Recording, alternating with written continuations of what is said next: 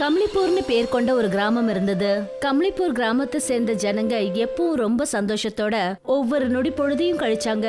அவங்களுடைய அந்த கிராமத்துல எந்த ஒரு பொருளுக்கும் எந்த ஒரு குறையும் இல்லாம இருந்தாங்க. ரொம்ப நாளா கிராமத்துல எந்த ஒரு நிகழ்ச்சியும் நடக்கவே இல்லை. நாம ஏதாவது ஒன்று பண்ணியே ஆகணும். அப்படி என்ன பண்றது? அப்பதானே ரோனக்கை இங்க கூப்பிட முடியும்.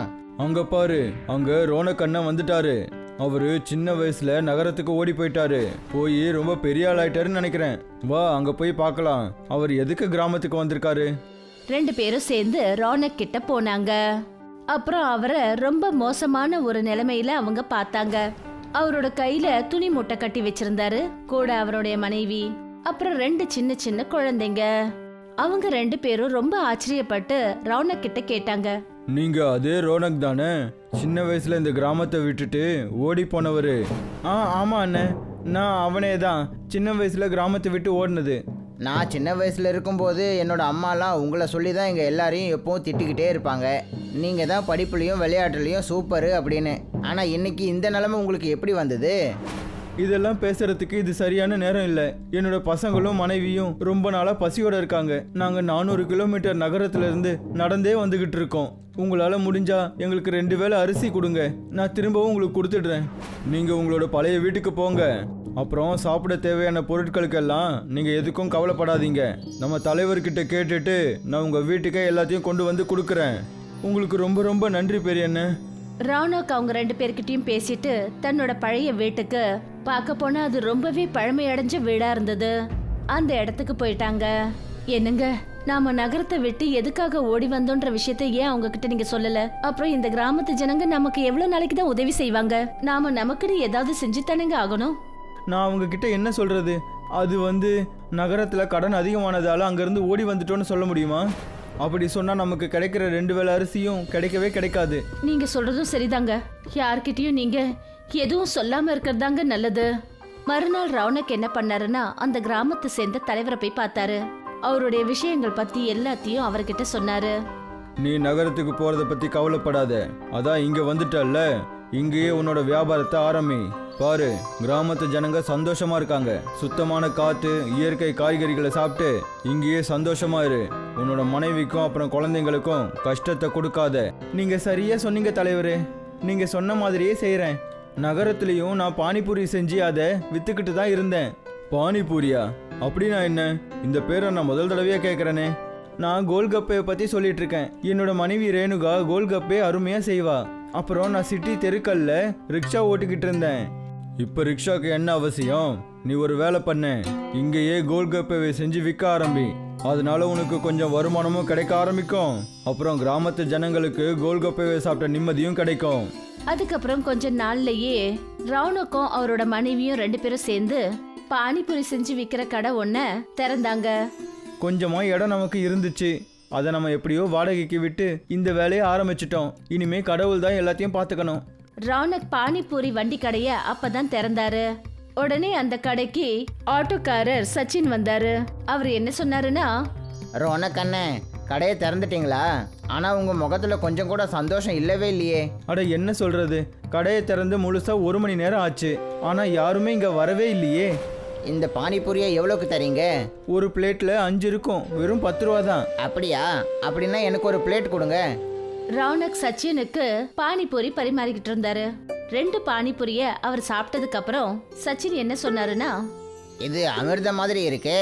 இந்த ஜனங்களுக்கு அறிவே இல்லை. யாரும் உங்ககிட்ட வந்து பானிபூரி சாப்பிட மாட்டாங்களே. நான் ரிக்ஷாவில் போய் சுற்றி சுற்றி எல்லாருக்கும் இந்த விஷயத்தை பற்றி சொல்லுவேன். உங்களுக்கு ரொம்ப ரொம்ப நல்ல மனசு இருக்கு. அதனால தான் இப்படி பண்றீங்க. இப்படியே இன்னும் சில நாள் கடந்து போச்சு. ரவுனக் ரேணுகாவோட பானிபூரி வண்டி கடையில வியாபாரம் நடக்க ஆரம்பிச்சது. அப்பதான் தலைவர் ஐயா வந்து அவங்கள பார்த்தாரு. அப்புறம் அவங்க கிட்ட சொன்னாரு, உனக்கு தெரியுமா ரோனக், உன்னை என்னோட வீட்டுக்கு எதுக்காக வர சொன்னேன் தெரியுமா? எதுக்கு தலைவரே? நானும் அதை பற்றி தான் யோசிச்சுட்டு இருக்கேன். உன்னோட பானிபூரி ரொம்ப ஃபேமஸ் ஆயிடுச்சு. எனக்கு நீ ரொம்ப அதிகமாக பானிபூரிகளை செய். அப்புறம் இன்னைக்கு அதை பக்கத்து கிராமங்களை எல்லாம் விற்று அப்புறம் மக்களுக்கு சாப்பிட கொடுத்து என் கூட வர பெரிய ஆளுங்களுக்கும் இதை அறிமுகப்படுத்து. நீங்கள் எங்கள் குடும்பத்துக்கு சரியான நேரத்தில் உதவி பண்ணுறீங்க. அதுவும் நான் நகரத்திலேருந்து கஷ்டப்பட்டு இங்கே வந்ததுக்கு அப்புறம் உங்களுக்காக நான் இதை கண்டிப்பாக செய்வேன். ஆனா நமக்கு பணம் எங்கிருந்துங்க வரும்? நாம இத்தனை பானிபூரியை எப்படிங்க செய்ய முடியும்? நம்ம செஞ்சுதான் ஆகணும். நான் அவருக்கு அதுக்காக வாக்கு கொடுத்துட்டேனே. நாம நம்மளோட அந்த சின்ன நிலத்தை வித்தே ஆகணும். அந்த நிலத்தை தான் நம்ம ஏற்கனவே அடகு வச்சுட்டோமேங்க. ஏதாவது ஒரு வழி கிடைக்கும், நீ கவலைப்படாத. ரவுனக் அவர்கிட்ட இருந்த அந்த நிலத்தையும் வித்துட்டாரு. அப்புறம் நிறைய பானிபூரிகளை செஞ்சு அவர் தயார் பண்ணிட்டாரு. அப்புறம் தலைவர்கிட்ட என்ன சொன்னாருன்னா, வாங்க தலைவரே, நான் எல்லா பானிபூரிகளையும் செஞ்சு முடிச்சு உங்க வீட்டில் கொண்டு வந்து வச்சுட்டேன். அது என்னோட பணம். என்ன பணம் கேட்குற? நான் எப்போ உனக்கு பணம் தரேன்னுலாம் சொன்னேன்? விளையாடாதீங்க தலைவரே, நான் என்னோட மீதி இருந்த அந்த சின்ன நிலத்தையும் வித்துட்டேன். அதனால தான் நான் உங்ககிட்ட பணம் கேட்குறேன். உனக்கு கொஞ்சமாவது அறிவு இருக்கா என்ன? நான் உனக்கு ஒரு பைசா கூட தரமாட்டேன். கிளம்பு இங்க இருந்து. இப்படி சொன்னதுமே தலைவரோட அடியாட்கள் 2 பேர் வந்துட்டாங்க. அப்புறம் ரவுனக்க ரோட்டோரத்துல தள்ளி விட்டுட்டாங்க. அவங்க பண்ணது ரொம்பவே அநியாயங்க. இனிமே நாம சாப்பாட்டுக்கு தடுமாற ஆரம்பிச்சிடுவோம். இப்ப நம்ம பசி பட்னியோட சாக வேண்டிய நிலைமை வந்துடுச்சு. இந்த கிராமத்துல என் மனசே நொந்து போச்சுங்க. ரவுனக்குக்கும் தலைவருக்கும் ஏற்பட்ட பிரச்சனை கிராமம் முழுக்க தெரிஞ்சதுனால யாருமே ரவுனக் கிட்ட பானிபூரி வாங்கவே இல்லை. அப்பதான் சச்சின் வந்து ரவுனக் கிட்ட சொன்னாரு, நான் ஒரு முக்கியமான வேலைக்காக நகரத்துக்கு போயிட்டு இருக்கேன். என்னோட ரிக்ஷாவை உங்கள் வீட்டுக்கு வெளியே வச்சுட்டு போகிறேன். இந்த கிராமத்தில் உங்களுக்கு மட்டும்தான் ரிக்ஷாவை எப்படி ஓட்டணும்னு தெரியும். உங்களுக்கு ஓகேனா நான் இதை கொஞ்சம் பயன்படுத்திக்கிட்டுமா? தாராளமாக. நான் அடுத்த மாதம்தான் வருவேன். அது வரைக்கும் நீங்கள் இதில் சவாரி ஓட்டுங்க. நீங்களும் கொஞ்சம் பணம் சம்பாதிப்பீங்க. அப்புறம் பக்கத்து கிராமத்து ஜனங்களுக்கு உங்களை பற்றின விஷயங்களும் தெரிய வரும். சச்சினோட ஆட்டோ கிடைச்ச உடனே ரவுனக்கு ரொம்ப சந்தோஷமாயிடுச்சு. அப்ப ரேணுகா அவருக்கு ஒரு யோசனை சொன்னா, என்னங்க, நாம இந்த ஆட்டோவில் பானிபூரியை எடுத்துட்டு போய் கிராமமா வியாபாரம் பண்ணலாங்க. நமக்கு அதனால நிறைய லாபம் கிடைக்கும். நானும் இதை தான் யோசிச்சுட்டு இருக்கேன். ரவுனக் ரேணுகாவோட சேர்ந்து அந்த ஆட்டோவில் கிராமமா அவங்க சுற்றி அவங்க செஞ்ச பானிபூரியை வியாபாரம் பண்ணாங்க. கொஞ்ச நாள்லயே ரவுனக்கும் ரேணுகாவும் 2 பேரும் ஆட்டோ பானிபூரிக்காரங்கன்ற பேர்ல பிரபலமாயிட்டாங்க. ஒரு வாரத்திலேயே நாம அடகு வச்சிருந்த நிலத்தை திருப்பிட்டோம். இதுக்கெல்லாம் காரணம் அந்த ஆட்டோக்காரர் தான். அவர் நமக்கு ஆட்டோ கொடுத்து உதவி செஞ்சிருக்காரு. நான் இன்னைக்கு ரொம்ப சந்தோஷமா இருக்கேன். நான் எப்பவும் கடனை பார்த்து பயந்து ஓடிட்டு இருந்தேன். ஆனா இன்னைக்கு எனக்கு உலகத்தையே ஜெயிச்ச மாதிரி இருக்கு. அதுக்குள்ள சச்சின் அந்த இடத்துக்கு ஒரு புது ஆட்டோ வாங்கிக்கிட்டு வந்துட்டாரு. அப்பதான் ரவுனக் என்ன சொன்னாருன்னா, அட சூப்பர் அண்ணன், புது ரிக்ஷா. இது எதுக்காக? என்னோட பழைய ரிக்ஷாவை நான் விற்கிறதுக்காக யோசிச்சுட்டு இருக்கேன். நான் இப்போ கிராமத்து ஜனங்களை கிராமங்களில் விடுறதுக்கு பதிலாக கிராமத்து ஜனங்களை நகரத்துக்கு கூட்டிகிட்டு போகலான்னு யோசிச்சுட்டு இருந்தேன். நீங்க தப்பா நினைக்கலன்னா உங்களோட அந்த பழைய ரிக்ஷாவை எனக்கு விற்பீங்களா? இதெல்லாம் கேட்கணுமா என்ன? நீங்களே எடுத்துக்கோங்க. அது மட்டும் இல்லாமல் இனிமேல் அந்த ரிக்ஷா எனக்கு எப்படி சொந்தமாகும்? நீங்கள் தான் அதை பானிபூரி ரிக்ஷாங்கிற பேரில் ஃபேமஸ் ஆக்கிட்டீங்களே. உங்களுக்கு எப்படி நன்றி சொல்றதுன்னே தெரியலன்னு. ரேணுகாவும் ரவுனக்கும் சேர்ந்து அந்த ஆட்டோவை சொந்தமா வாங்கிட்டாங்க. அப்புறம் அவங்க 2 பேரும் சேர்ந்து ஆட்டோல பானிபூரி வியாபாரம் பண்ணாங்க. எல்லாருமே ரொம்ப சந்தோஷத்தோட ஆட்டோ பானிபூரிய சாப்பிட ஆரம்பிச்சாங்க. இப்ப அவங்க 2 பேரோட வியாபாரமும் வீடும் 2மே ரொம்ப நல்லபடியா நடந்துகிட்டு இருந்தது. நம்மளோட பானிபூரி வியாபாரம் எவ்வளோ நல்லா ஓடுனா நீங்க பாத்துக்கிட்டே இருப்பீங்கன்னு அன்னைக்கே நான் சொன்னேன். ஆமா சுமன், உன்னுடைய புத்திசாலித்தனத்தினால தான் நாம் இன்னைக்கு இப்படி இருக்கோம். இல்லைன்னா என்ன இருக்குமோ என்னமோ. இந்த விஷயம் எப்போ நடந்ததுன்னா, சோனு அப்புறம் சுமனுங்கிற கணவன் மனைவி ராம்நகருங்கிற ஊர்ல ஒரு வீட்ல வாழ்ந்துட்டு இருந்தாங்க. சோனு ஃபேக்டரியில வேலை செஞ்சுட்டு இருந்தாரு. அப்புறம் சுமன் காலையிலேயே லஞ்ச் பேக் பண்ணி சோனுக்கு கொடுத்துட்டு இருப்பா. சோனு ஒரு நல்ல உழைப்பாளி. டேய், நீ ஏன்டா இவ்வளோ உழைக்கிற? நீ என்ன இந்த கம்பெனியை உன் கம்பெனின்னு நினைக்கிறியா? அண்ணி உனக்கு சமைச்சு செஞ்சு கொடுத்து அனுப்பியிருக்காங்க. அந்த சாப்பாடை அப்படியே வச்சிருக்க. போய் முதல்ல சாப்பிடு. எனக்கு ரொம்ப பசிக்குது. சொல்லு, இன்னைக்கு என்ன எடுத்துட்டு வந்திருக்க? எனக்கு பசிக்கிறத விட உனக்கு தான் முதல்ல பசிக்குது போல. அட இப்போ தானே இருடா வர. டேய், லஞ்ச் டைம் வந்துட்டா முதல்ல சாப்பிட்டுறணும். எனக்கு ரொம்ப பசிக்குதுடா. எனக்கு அண்ணியோட சமையலை சாப்பிட்டு தான் ஆகணும். சரிடா கொடுக்குற. கை காலை கழுவிட்டு வர. சோனு அப்புறம் ஆகாஷ் கையை கழுவிக்கிட்டு லஞ்ச் சாப்பிட ஆரம்பிச்சிட்டாங்க. அப்புறம் 2 பேரும் அவங்களோட சாப்பாட்டை ஷேர் பண்ணிட்டு இருப்பாங்க. அப்புறம் 2 பேரும் வேலை செய்ய ஆரம்பிச்சிடுவாங்க. சாயந்தரம் வேலை முடிஞ்சதுமே ஆகாஷ் கிட்ட சோனு இப்படி சொன்னான். அடே சோனு, இன்னைக்கு உனக்கு நாள் எப்படி இருந்துச்சு? ஒன்றும் இல்லைடா, எப்பயும் போலதா. அப்படி ஸ்பெஷல் ஒன்றும் இல்லை. அட, என்ன ஸ்பெஷல்னு நான் இப்போ சொல்லட்டா? என்னாச்சு? நீ ஏன் இவ்வளோ டென்ஷனாக இருக்க? அது வந்து லஞ்ச் பண்ணதுக்கு அப்புறம் நான் பாஸோட கேபின் பக்கத்தில் போனேனா, அப்போ அங்கே கேட்ட. அட என்னடா கேட்ட நீ? பாஸ் ஏதாவது உனக்கு கெடுதல் பண்ண போறாரா? அதான் டென்ஷனா இருக்கியா? அட எனக்கும் பாஸுக்கும் அது எப்போவுமே இருக்கும். ஆனால் நான் இன்னைக்கு என்ன கேட்டேன்னா, கம்பெனி நஷ்டத்தில் போய்கிட்டு இருக்காமா. அதனால் ஃபேக்ட்ரியில் இருக்கிற எல்லாரையுமே வேலை விட்டு தூக்குறேன்னு சொல்லிக்கிட்டு இருந்தாங்க. இது நாளைக்கிலிருந்தே நடக்க போகுது பாரு. என்னடா சொல்ற? அப்படி பண்ணாங்கன்னா நாம என்ன பண்றது? அப்படியெல்லாம் நடக்கக்கூடாது. இந்த வேலை இல்லைன்னா சாப்பாட்டுக்கெல்லாம் என்ன பண்றது? நமக்கு இந்த வேலை விட்டா வேற வேலை தெரியாது. இதை விட்டு நாம் என்ன பண்ண போறோம்னு தெரியல. ஆமாண்டா, நான் அதை நினச்சி தான் கவலைப்படுறேன். ஆனால் என்ன பண்ணுறது? ஆகாஷ் அப்புறம் சோனு இப்படி கவலைப்பட்டுக்கிட்டே போயிட்டு இருந்தாங்க. சோனு ஆகாஷ் கிட்ட கொஞ்ச நேரம் தன்னோட வீட்ல இருக்க சொல்லி கேட்டான். அப்பதான் அந்த இடத்துக்கு ஆகாஷோட மனைவி பூஜாவும் வந்தா. அட பூஜா, நீ இங்கே என்ன பண்ணுற? நீங்க வரலாம், ஆனா நான் மட்டும் வரக்கூடாதா? சுமன் அண்ணி தான் கூப்பிட்டாங்க. அவங்க பானிபூரி செஞ்சுட்டு இருக்கேன், சாப்பிடவான்னு சொன்னாங்க. நல்லதா போச்சு, நீங்களும் இங்க தான் இருக்கீங்க. உங்க 2 பேருக்காகவும் பானிபூரி எடுத்துட்டு வரோம், இருங்க. பூஜாவும் சுமனும் ஆகாஷ் அப்புறம் சோனுக்காக பானிபூரிய எடுத்துட்டு வந்தாங்க. சுமன் சூப்பரா பானிபூரிய செய்வா. சுமன் செய்யற பானிபூரினா ஆகாஷ் அப்புறம் சோனுக்கு ரொம்பவே பிடிக்கும். அதனால சோனு அடிக்கடி சுமன் கிட்ட பானிபூரி செய்ய சொல்லி கேட்டுக்கிட்டே இருப்பான். அண்ணி, நீங்கள் சமைக்கிற சாப்பாடு நல்லா இருக்கும். அதுவும் இந்த பானிபூரி இன்னும் ரொம்ப நல்லா இருக்கு. இந்த பானிபூரியில் ஏதோ மந்திரம் இருக்கு. எவ்வளோ சாப்பிட்டாலும் சாப்பிடு சாப்பிடுன்னு சொல்லுது. அட ஆமா, அவன் சொல்றது உண்மைதான். நீ செய்யற பானிபூரி இருக்கே எவ்வளோ பெருசுனா, ஒரு தடவை வாயில போட்டாலே வயிறு ரொம்பிரும். உன் கையால செஞ்ச பானிபூரியை சாப்பிட்டா எங்க கஷ்டம் எல்லாம் மறந்து போயிடுது. கவலையா? என்ன கவலை? எந்த கவலைய பத்தி பேசிட்டு இருக்கீங்க நீங்க? எல்லாம் நல்லபடியா தானே இருக்கு. அடே சோனு, ஏன் அண்ணியை கஷ்டப்படுத்துற? அமைதியா இரு. இல்ல, எனக்கும் தெரியணும். அப்படி என்ன உங்க 2 பேரோட கவலை? நீங்க 2 பேரும் ஃபேக்டரியில இருந்து வந்ததுல இருந்து பெருசா ஒன்னும் பேசிக்காமலே இருந்தீங்க. இனி ஆகாஷ் அப்புறம் சோனுக்கு இஷ்டமில்லாட்டியும் அவங்களோட மனைவிகள் கிட்ட நடந்தது எல்லாத்தையும் சொல்ல வேண்டியதாயிடுச்சு. அவங்க 2 பேரும் சொன்ன அந்த கவலைகளை எல்லாத்தையும் கேட்டதுமே சுமன் அப்புறம் பூஜாக்கு என்ன செய்யறதுனே தெரியாம அவங்களும் கவலைப்பட ஆரம்பிச்சிட்டாங்க.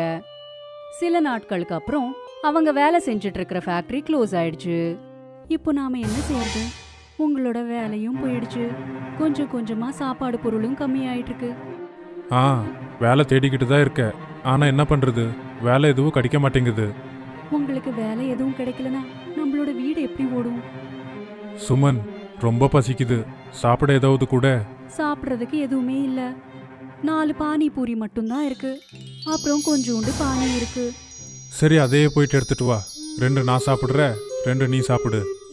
நாளைக்கு பத்தி நாளைக்கு யோசிக்கலாம். சோனு அப்புறம் சுமன் 2 பேருமே சேர்ந்து பானிபூரிய சாப்பிட்டுக்கிட்டே அடுத்த நாள் பத்தி யோசிச்சுக்கிட்டு இருந்தாங்க. அப்ப சுமன் திடீர்னு ஏந்திரிச்சா. என்னாச்சு? நீ பானிபூரி சாப்பிடும்போது ஏன் நின்ன? உங்களுக்கு சரியா படுமா தெரியல, ஆனா எனக்கு ஒரு ஐடியா வந்திருக்கு. என்ன விஷயம்? உங்க எல்லாருக்குமே நான் செய்யற பானிபூரினா ரொம்பவே பிடிக்கும் தானே? நான் என்ன சொல்ல வரேனா, நானே பானிபூரிய செஞ்சு மார்க்கெட்ல விக்கலாம்ல. நீ சொல்ற ஐடியா நல்லதா இருக்கு. நீ செய்யற பானிபூரி நல்லா இருக்கும், அதனால கண்டிப்பா விற்கும். ஆனா அதுக்கு பணத்துக்கு என்ன பண்றது? நீங்க ஏன் கவலைப்படுறீங்க? நீங்க தான் எனக்காக தங்கத்தோடுகளை வாங்கினீங்கல்ல, அது இன்னைக்கு நம்மளுக்கு உதவும். இல்ல இல்ல, உன்னுடைய நகையெல்லாம் விற்க முடியாது. நகைகள் இப்படிப்பட்ட நேரங்கள்ல தான் உதவும். நமக்கு சாப்பிடறதுக்கே சாப்பாடு இல்லாத போது இந்த தங்க நகையை வச்சுக்கிட்டு என்ன பண்றது? சுமன் அப்புறம் சோனு தோடுகளை வித்து பானிபூரிக்கு தேவையான பொருட்களை வாங்கினாங்க. அப்புறம் சுமன் தன்னோட கையாலேயே பானிபூரிக்கு தேவையானதெல்லாம் தயார் செஞ்சா.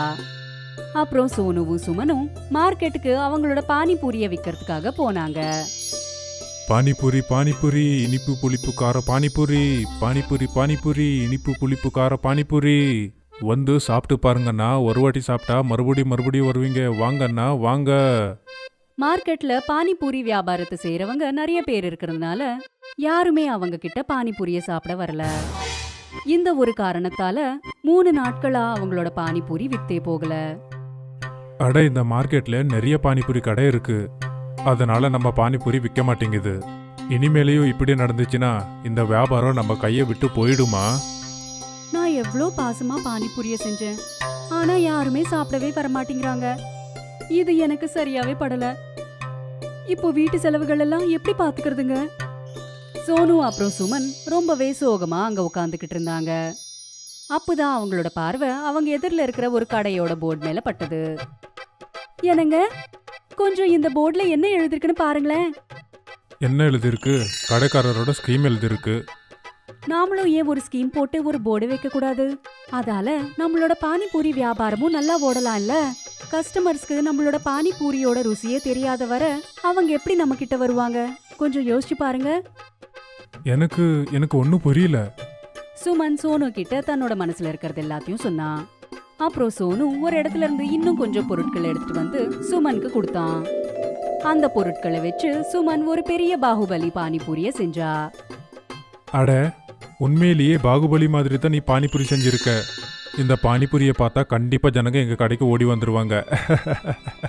நான் இந்த பாகுபலி பானிபூரிக்கு ஒரு சேலஞ்சும் வச்சிருக்கேன். அதாவது யார் இந்த பாகுபலி பானிபூரிய சாப்பிடுவாங்களோ அவங்களுக்கு பரிசா 100 ரூபாய் கிடைக்கும். சோனு சத்தமா கத்தி கத்தி மார்க்கெட்ல இருக்கிறவங்களுக்கு இந்த ஸ்கீம் பத்தி சொன்னான். இத கேட்டு அவங்களோட பாகுபலி பானிபூரி கான்டெஸ்ட் பார்க்கறதுக்கு ஒரு பெரிய கூட்டமே கூடிடுச்சு. கேளுங்கப்பா கேளுங்க, யார் இந்த பாகுபலி பானிபூரியை சாப்பிட்றாங்களோ அவங்களுக்கு 100 ரூபாய் பரிசா கொடுப்பேன். இந்த பந்தயத்தில் யாராவது கலந்துக்கணும்னு விருப்பப்பட்டீங்கன்னா அவங்க இந்த பக்கம் வாங்க. யார் இந்த பாகுபலி பானிபூரியை சாப்பிட்றீங்களோ அவங்க நிஜமாவே பாகுபலியா மாறிடுவீங்க. சோனு இப்படி சொன்னதுமே இன்னும் பெரிய கூட்டம் கூடிடுச்சு. அப்புறம் 2 கண்டெஸ்டன்ட்ஸ் அந்த பானிபூரிய சாப்பிட்றதுக்காக போட்டியில கலந்துக்கிட்டாங்க. ஆனா அவங்க தோத்து போயிட்டாங்க. அந்த கான்டெஸ்டன்ஸை பார்த்து அவங்களோட பாகுபலி பானிபூரிய சாப்பிட்றதுக்காக இன்னும் நிறைய பேர் முன் வந்தாங்க.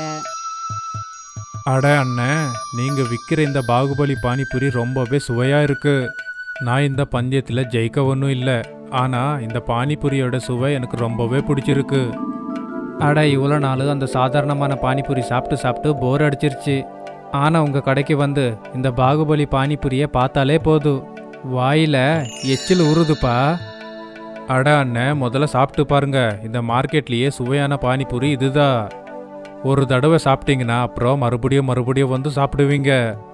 அட என்னண்ணே, உண்மையிலேயே இந்த பாகுபலி பானிபூரி நல்லா இருக்குமா? அட, என் மேலே நம்பிக்கை இல்லைன்னா முதல்ல நீங்கள் வாங்கி சாப்பிட்டு பாருங்க. ஒருவேளை ஜெயிச்சிங்கன்னா உங்களுக்கு 100 ரூபாய் வேற கிடைக்கும் இல்ல. அந்த கூட்டத்துல எல்லாருமே பாகுபலி பானிபூரிய பத்தி தான் பேசிட்டு இருந்தாங்க. அப்புறம் மார்க்கெட்ல இருக்கிற எல்லா கஸ்டமர்ஸும் சுமனோட அந்த பாகுபலி பானிபூரிய சாப்பிட்றதுக்கு வந்தாங்க. இப்போ அவங்களோட கடை பேரு பாகுபலி பானிபூரி கடைன்னு பிரபலமாயிடுச்சு. அதே மார்க்கெட்ல நத்து பெஹல்வான்னு சொல்லிட்டு ஒரு பெரிய பலசாலி இருந்தான். அவன் எல்லாரோட பானிபூரியும் ஃப்ரீயா சாப்பிட்டுட்டு இருப்பான். அவன் சுமனோட கடையிலயும் பானிபூரிய சாப்பிட்றதுக்கு வந்தான். அட, இங்க பாரு, புதுசா கடை வச்சிருக்க இல்லையா? முதல்ல 5 பிளேட்டு பானிபூரி செஞ்சு கொடுப்பா. நான் வந்து பானிபூரியை பண்ணி கொடுக்குறேன். ஆனா எங்க பாகுபலி பானிபூரியை சாப்பிட்டு அப்புறமா சொல்லுங்க. ஒருவேளை நீங்க அந்த பாகுபலி பானிபூரியை சாப்பிட்டீங்கன்னா வருஷம் பூரா ஃப்ரீயாவே பானிபூரியை கொடுக்குறோம். அட, இவ்வளோ சின்ன விஷயம் தானே. சரி, ஒரு வேலை பண்ணு. இந்த பந்தயத்துல என்ன ஒன்று புதுசா சேர்த்துக்கோ. ஒன்னு இல்ல, நான் 5 பாகுபலி பானிபூரிய சாப்பிடுறேன். எடுத்துட்டு வா 5 பானிபூரி. ஒருவேளை உங்களால் அந்த பானிபூரியை சாப்பிட முடியலன்னா நீங்க ஃப்ரீயா வாங்கி பானிபூரியை சாப்பிட்றது விட்டுறணும். இதுக்கு நான் ஒத்துக்கிறேன். நத்து பெஹல்வானுக்கு முன்னாடி ஒரு பெரிய பிளேட்ல 5 பாகுபலி பானிபூரிய வச்சாங்க. அந்த நத்து பெஹல்வான் பாகுபலி பானிபூரிய சாப்பிட முயற்சி செஞ்சுட்டு இருந்தான். ஆனா பாவம், அவன் அதுல தோல்வி அடைஞ்சிட்டான். அப்புறம் அவன் தான் கொடுத்த வாக்குப்படி அப்பத்துல இருந்து ஃப்ரீயா பானிபூரிய சாப்பிட்றத நிறுத்திட்டான். அப்புறம் மார்க்கெட்ல இருக்கிறவங்க எல்லாருமே சோனுக்கு நன்றிய சொன்னாங்க. அப்புறம் அவனோட முயற்சியை பாராட்டினாங்க.